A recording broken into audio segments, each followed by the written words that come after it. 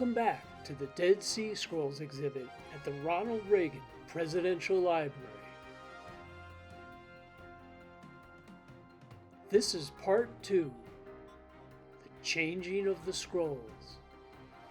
Due to the fragile condition of the scrolls, they can only be on exhibit for approximately 3 months at a time, and then they're put into dark storage for 5 years before they can be displayed again. Exact temperature, humidity, and lighting conditions are crucial to the survival of the scrolls, which were written on animal skins 2,000 years ago. I was honored to be invited to the first changing of the scrolls. Here we see Dr. Joe Uziel, head of the Dead Sea Unit of the Israeli Antiquities Authority, installing a fragment from the biblical book of the prophet Isaiah.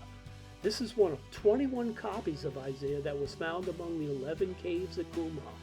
It's the third most popular scroll, and it is an example of just how important that the book of Isaiah was to the desert community.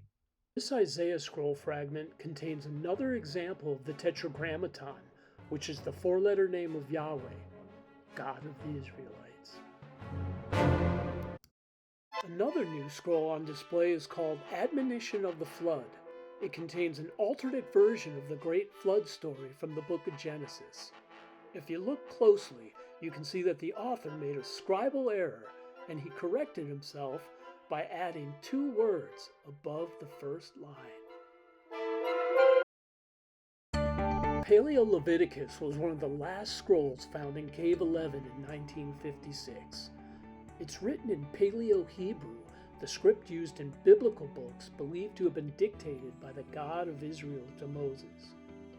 This scroll deals with the prohibition against sacrificing children to the ancient god Moloch. It is one of the rare scrolls where dots are used as punctuation to separate words. The Damascus documents a non-biblical scroll that was held over from the first batch for good reason. It's a foundational text to the Dead Sea community, who referred to themselves as the Sons of Light and went into exile to separate themselves from the Sons of Darkness and the main temple in Judea. If you look at the left side of the scroll, you can see holes and thread that was used to sew 2 scrolls together. The scribe also marked the end of each line with a dot.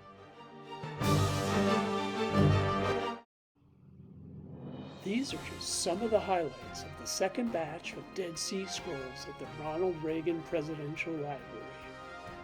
I invite you all to come out and see this incredible once-in-a-lifetime exhibit. It's here until September 2025.